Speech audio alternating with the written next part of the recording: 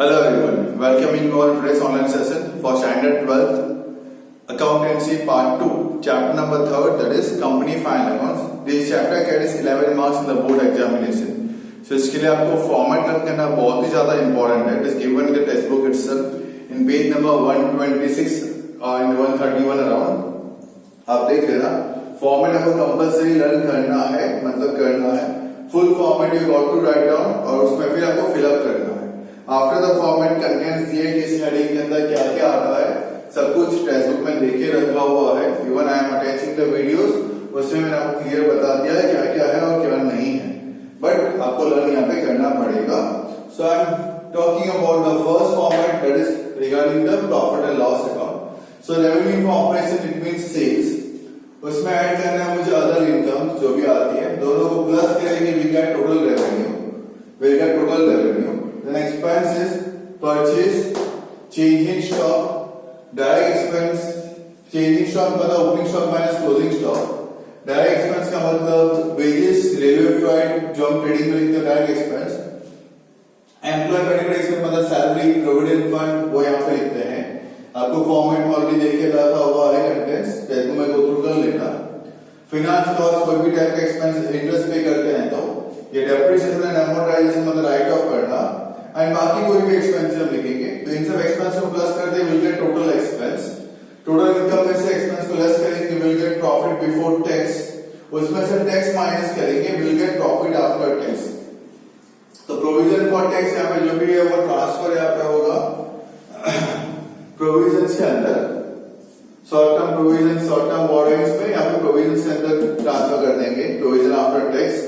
Okay and profit after tax जो है वो ट्रांसफर कर देंगे हम रिजर्व एंड सरप्लस में. ओके आते हैं फॉर्मेट ऑफ बैलेंस शीट में. ये भी जैसे इंटरलिंक ही होता है. ओके तो पहला है मेरा शेयर होल्डर्स फंड. पहला है मेरा शेयर होल्डर्स फंड. उसके बाद है मेरा नॉन करंट लायबिलिटीज. उसके बाद है मेरी current liabilities. This is the main heading. So share holders fund में है शेयर कैपिटल और reserve and surplus.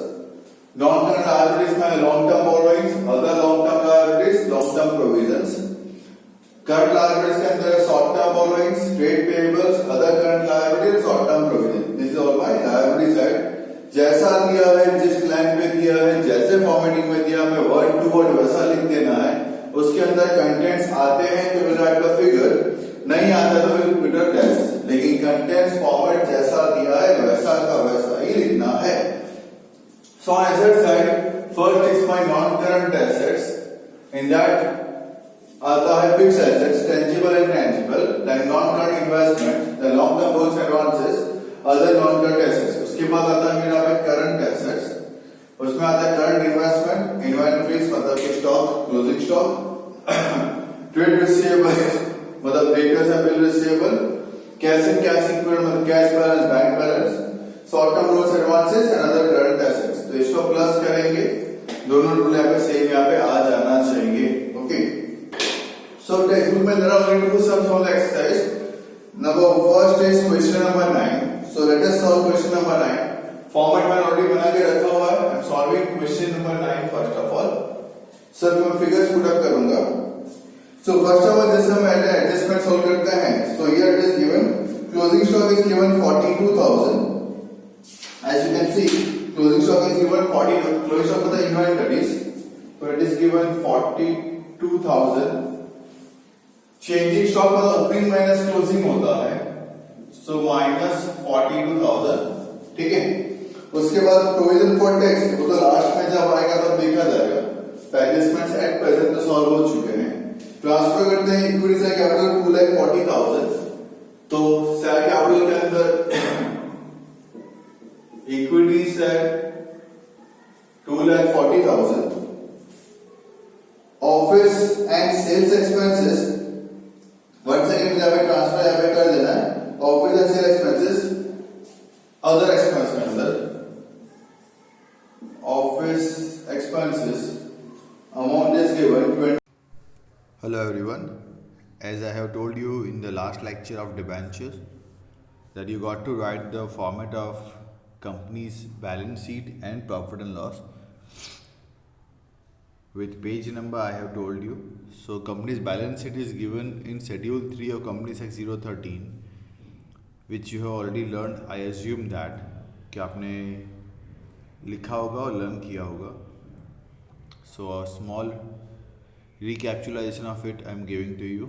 So balance sheet पहले ऊपर लिखनी है, फिर कंपनी का आपको जो भी नाम दे के रखा हुआ है आपको वो मेंशन करना है. फिर बैलेंस शीट एज एट 31/3/20 अगर आप बोले तो इस साल का, तो ऐसा मतलब पहले कंपनी का नाम ऊपर, उसके नेक्स्ट लाइन में balance sheet as at 31/3/20. Then particulars note number as at, okay, note number column बना देना. ओके, लिखते हैं नहीं लिखते डिफरेंट थिंग, पर बना के 1 2 3 4 5 6 लिख देना. So first is equity and liabilities. आपको हेडिंग के साथ ही जो दिया है आपको वही लिखना है, विथ हेडिंग जैसा दिया है, जो लाइन पे दिया है, जो नंबर पे दिया है, वही सेम टू सेम होना चाहिए. सो पहला इक्विटी एंड लायबिलिटीज है, उसके अंदर पहला आता है शेयर होल्डर्स फंड, उसमें है share capital reserve and surplus. Then second है नॉन करंट लायबिलिटीज, उसमें आता है long term borrowings and other long term liabilities और लॉन्ग टर्म प्रोविजंस. जैसे सीरीज दिए है हमें वैसे ही मेंटेन करनी है. देन थर्ड इसमें करंट लायबिलिटीज, उसमें है short term borrowings, trade payables, other current liabilities and short term provisions. तो जो सीरीज देखे रखी इक्विटी एंड लायबिलिटीज की 1 2 3 AB की, वो सीरीज आपको मेंटेन यहाँ पे करनी कंपलसरी यहाँ पे है. हाँ, इन टर्म्स ऑफ कॉलम की बात की जाए तो आप इनर कॉलम एक एक्स्ट्रा बना सकते हो. नोट के बाद आप एक इनर कॉलम बनाओ, उसमें कैलकुलेशंस करो. जैसे शेयर कैपिटल का A का लिखा, B का लिखा, फिर बाहर लिख दिया तो भी चलेगा. ओके, शेयर कैपिटल के अंदर दो चीज़ें आती है, इक्विटी एंड प्रेफरेंस. सपोज तो इक्विटी लिखा, प्रेफरेंस लेगा इनर कॉलम में, आउटर कॉलम में लिख दिया, तो you got the information of share capital total यहाँ पे इतना है, रिजर्व एंड सरप्लस टोटल यहाँ पे इतना है. अगर किसी हेडिंग के सब हेडिंग के अंदर भी अगर और भी कुछ चीज़ें आती है, इन दैट केस आप इनर कॉलम बना के काम कर सकते हो. So this is about liabilities part. This is all about assets part. Non current assets, उसमें आता है A फिक्स्ड एसेट्स, उसके अंदर tangible intangible, then B non-current investments, then C long-term loans and advances, and D other non-current assets. Okay, then up comes current assets, उसमें है current investments, inventories, trade receivables, cash and cash equivalents, short-term loans and advances and other current assets. तो assets and liabilities at the end tally हो जाने चाहिए. तो this is all about balance sheet. किसके अंदर क्या आता है, I told you कि आप एक बार वो भी देख लेना, लिख लेना 3 बार. एंड आई होप सो आपको अगर 11 से 11 मार्क्स फुल चाहिए होंगे तो आपने ये सब भी ध्यान से देख के लिख लिया होगा. Because classification is very much important in it, कि कौन सी चीज़ आप किसके अंदर में लिखते हो. At the end of the day हम वही चेक करते हैं. ओके, सो 11 मार्क्स ऐसे ही नहीं है, सिर्फ क्लासिफिकेशन के नहीं है. प्रॉपर क्लासिफिकेशन होगा तो आपको 11 मार्क्स यहाँ पे दिए जाएंगे. तो हर एक सब हेडिंग्स के अंदर देके रखा हुआ है कि किस में क्या पूछा जाता है. तो आई होप सो आपने ये भी क्लियर कर लिया होगा कि कौन सी आइटम किसके अंदर जाती है. Then I told you about profit and loss के बारे में कि आपको ये भी फॉर्मेट लिखना है. सो यहाँ पे भी same name of the company ऊपर, statement of profit and loss for the year ending आपको देके रखा है. Starts with revenue from operation that is called as sales. Then other income जो भी मिलती हो, इसमें भी आप एक सब कॉलम बना सकते हो, इनर कॉलम बना सकते हो अमाउंट लिखने के लिए, फिर आउटर में डाल देना सीधा. ओके, जैसे रेवेन्यू फ्रॉम ऑपरेशन सेल्स दिया है, सेल्स रिटर्न दिया है, तो आप इनर कॉलम में सेल्स लिखोगे माइनस सेल्स रिटर्न, तो बाहर मिल जाएगा आपको नेट सेल्स. वैसे अदर इनकम में इंटरेस्ट इनकम दिया हुआ है, डिविडेंड रिसीव्ड दिया है अगर बाई चांस, तो आप दोनों के इनर कॉलम में लिख के बाहर लिख दोगे तो you will come to know total other income कितनी है. देन दोनों को प्लस किया, वी गॉट टोटल रेवेन्यू. फिर आपको एक्सपेंस की पूरी लिस्ट बनानी है, जैसे लिस्ट देखे रखी है सेम वैसे ही बनने चाहिए. Purchase, change in stock, direct expense, employee benefit expense, finance cost, depreciation and amortisation, other expenses. Total expenses मिलेगा तो profit before tax, total income में से आप टोटल एक्सपेंस को माइनस कर दोगे, you will get profit before tax. Provision for tax आपको देखे रखा होगा इन टर्म्स ऑफ परसेंटेज या अमाउंट, वो लिख के माइनस करना है, you will get profit after tax. Okay, किसके अंदर क्या आता है, अगर नोट्स बना के आप अलग से लिखना चाहो तो भी कर सकते हो। द रेवेन्यू फ्रॉम ऑपरेशन कैसे मिलता है, sales minus sales return. Other income में कौन से इनकम हो सकती है जो इन्होंने लिख के बताई है। Interest and dividend received, bad debts recovered, profit और सेल ऑफ एसेट्स। ऐसा नहीं है तीन ही होगा, कोई भी इनकम यहाँ पे हो सकती है। नेट परचेस कैसे मिलेगा, total purchase minus purchase return. Change in stock का मतलब opening minus closing. Direct expense मतलब वो पर्टिकुलर एक्सपेंस जो मैं ट्रेडिंग के डेबिट साइड में लिखता हूँ in short. Wages cash inward freight. Employee benefit expense मतलब एम्प्लॉयज के लिए जो होता है, salary bonus commission contribution to PF. Finance cost interest जो होते हैं वो। डेप्रिसिएशन एंड एमोर्टाइजेशन जिसकी वैल्यू राइट ऑफ होती है जिसको एमोर्टाइजेशन, राइट ऑफ हो गया तो एमोर्टाइजेशन। एंड अदर एक्सपेंस में बाकी सब क्लासीफाई यहाँ पे कर दो। Okay, so I hope so कि आपका फॉर्मेट एकदम ठीक से याद हो चुका होगा with this effect. Okay, now we'll be starting with further illustrations and sums. Illustration number 1. How will you show following balance in the balance sheet of a company as schedule 3 of companies act 013. Okay, as I know कि 11 mark के सब इसमें से पूछे आते हैं, still illustration थोड़े से आप अगर ग्रो थ्रू कर लेंगे तो इससे बेनिफिट आपको ये मिलेगा कि आपको इजी रहेगा क्लासिफिकेशन यहाँ पे करना। सो देख लेते हैं कुछ इलस्ट्रेशंस, देन आफ्टरवर्ड्स मेन सम पे हम आएंगे। सो इक्विटी से कैपिटल आता है, इक्विटी लायबिलिटीज के अंदर share holders fund is the main heading, sub heading है मेरा share capital. Then calls in arrears भी वहीं पे आता है, शेयर कैपिटल में से डिडक्ट होता है। फोरफिटेड शेयर्स भी वहीं पे आता है, कॉल्स इन एडवांस भी वहीं पे आता है। इक्विटी लायबिलिटीज के अंदर करंट लायबिलिटीज में आएगा, अदर करंट लायबिलिटीज में आ जाएगा। Then security premium equity liabilities में ही आएगा, शेयर होल्डर्स फंड में, लेकिन रिजर्व एंड सरप्लस के हेडिंग में आएगा। General reserve equity and liabilities में, शेयर होल्डर्स फंड में रिजर्व एंड सरप्लस में आएगा। डिबेंचर्स इक्विटी एंड लायबिलिटीज में, नॉन करंट लायबिलिटीज के अंदर लॉन्ग टर्म बोरोइंग से डिबेंचर्स मेरे लिए। Okay, creditors equity and liabilities में, करंट लायबिलिटीज से ट्रेड पेएबल्स में आएगा। Loss of as per statement of profit and loss equity and liabilities में, शेयर होल्डर्स फंड में, रिजर्व एंड सरप्लस में से माइनस होगा बिकॉज लॉस है, प्रॉफिट होता तो प्लस होता। पब्लिक डिपॉजिट्स इक्विटी लायबिलिटीज में आएगा, नॉन करंट लायबिलिटीज के अंदर लॉन्ग टर्म बोरोइंग्स इसको मानते हैं। सेम इलस्ट्रेशन नंबर 2 भी क्लासीफाई करना है। Propose dividend same equity liabilities में आएगा, करंट लायबिलिटीज के अंदर short term provisions. Unclaim dividend equity liabilities में, current liabilities other current liabilities के अंदर। Bond equity and liabilities, non current liabilities long term borrowings के अंदर। Bills payable equity and liabilities, current liabilities trade payables के अंदर। Debenture redemption reserve equity and liabilities, share holders fund reserve and surplus के अंदर। Term loan equity and liabilities, non current liabilities long term borrowings के अंदर। Reserve fund equity and liabilities, share holders fund reserve and surplus के अंदर। Advance received from customers equity and liabilities, current liabilities other current liabilities के अंदर। Outstanding interest on debentures equity and liabilities, current liabilities other current liabilities के अंदर। Bank ओवर ऑफ equity and liabilities, current liabilities short term borrowings के अंदर। तो as you can see equity and liabilities के बारे में दिया हुआ था। इलस्ट्रेशन नंबर 1, 2 एंड 3 आप खुद गो थ्रू कर सकते हैं, given in the balance sheet in your text book itself. Then about assets part, ये भी आपको उसके बारे में दिया हुआ है। अब देखो इसने बैलेंस शीट फॉर्म में लिखा हुआ है, तो how to write it down. जैसे ट्रेड पेएबल्स है तो यू नो ट्रेड पेएबल्स की पूरी खुद की हेडिंग ही है।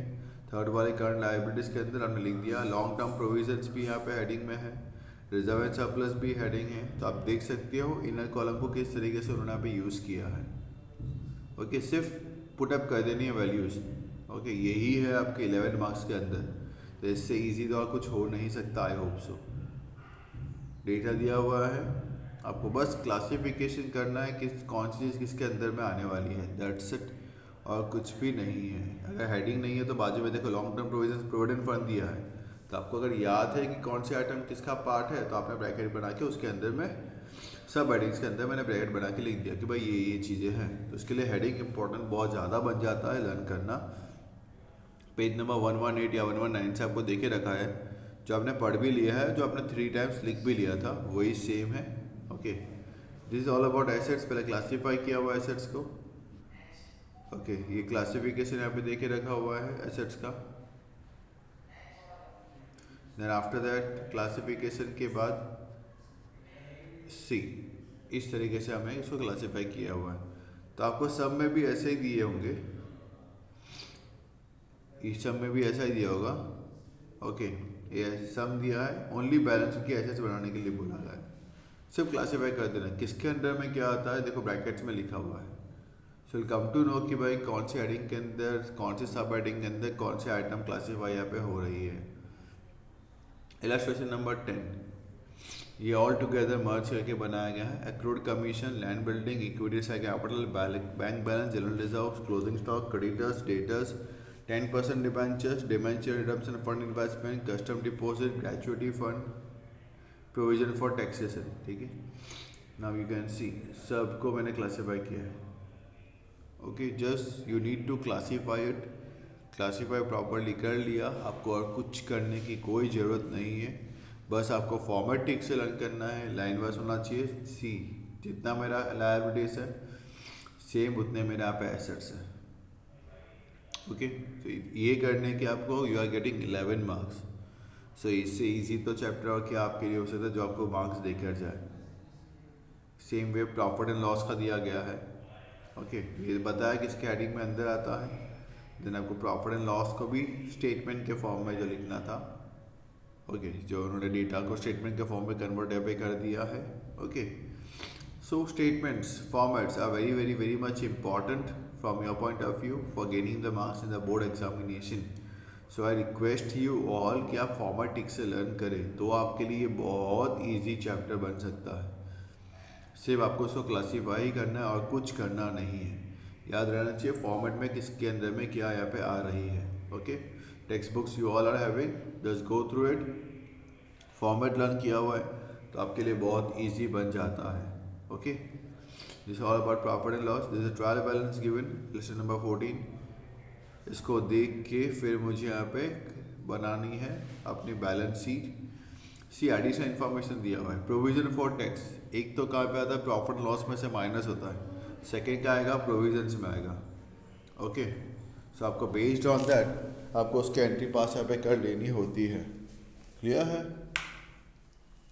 तो उस तरीके से यहाँ पे कर लो। पहले इन्होंने बनाया profit and loss account. Profit and loss account बनने के बाद बेस्ड ऑन दैट इन्होंने बना दी अपनी बैलेंस शीट। प्रॉफिट लॉस में से प्रोविजन फॉर टैक्स जो दिखे रखा था ऐसे एडजस्टमेंट्स वो लिखा, प्रॉफिट आफ्टर टैक्स आया। ये दोनों फिगर मुझे यूज़ कर लेने हैं अपने बैलेंस शीट में। देखो रिजर्व सर्विस में लिख दिया उन्होंने, नेट प्रॉफिट का अमाउंट 1,20,000 एंड प्रोविजंस ट्रांसफ़र कर दिया प्रोविजंस के अंदर, शॉर्ट टर्म प्रोविजंस में ट्रांसफ़र कर दिया प्रोविजंस 80,000। सो नेट प्रॉफिट में से जो भी आपको फिगर मिलता है वो हमने ट्रांसफ़र यहाँ पे करवा दिया है। Okay, and then remaining amounts of assets and liabilities हमने यहाँ पे ट्रांसफ़र कर दिया है। सो यू कैन सी कि बैलेंस शीट हमारा टैली हो चुका है। This type of question going to be asked in the board examination for just 11 marks. So format थोड़ा ध्यान से आप लर्न कर लेना, सो आपके लिए ईजी होगा। So in the next lecture I be solving the sums of exercise with of 11 marks. That will be question number 9 and question number 10 मैं सॉल्व करूँगा on board itself in the next lecture. Till that time, stay home, stay safe and keep learning. Have a nice day.